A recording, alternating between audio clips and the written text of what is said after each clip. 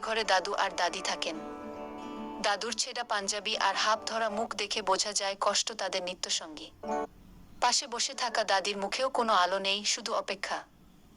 তাদের পরিবারের একমাত্র উপার্জনক্ষম হলো একটা রোবট, বিষণ্ণ সাত।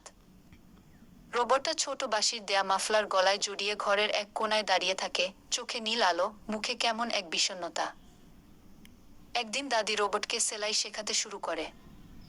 রোবট খুব মনোযোগ দিয়ে দেখে আর ধীরে ধীরে শিখে ফেলে কাঁথা সেলাই।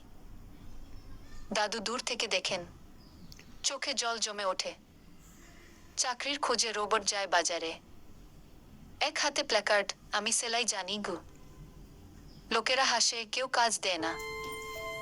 রোবটের মুখটা আরো মলিন হয়ে যায়। রাতে হঠাৎ বৃষ্টি নামে আর বিদ্যুৎ চলে যায়। দাদু হাঁপাচ্ছেন, দাদি ভয়ে কাঁপছেন। বিষণ্ণ সাত নিজের বুক খুলে ব্যাটারি বের করে ফ্যানে লাগিয়ে দেয়া। ঘর আলো ভরে যায়, কিন্তু রোবট নিথর হয়ে যায়। সকালে দাদি কাঁদে, দাদু চুপচাপ বসে থাকেন। তাদের সন্তান ছিল না। এই যন্ত্রটাই ছিল তাদের হৃদয়ের সবচেয়ে কাছের। ঘরের দেয়ালে এখন একটা ছবি। রোবট, দাদু, দাদি একসাথে বসে হাসছে। ছবিটার নিচে দাঁড়িয়ে বাঁশির, হাতে খেলনা স্ক্রু ড্রাইভার। সে ফিসফিস করে বলে, তুমি যন্ত্র ছিলে, তাও মন দিয়ে গেছিলে। আমি বড় হয়ে তুমি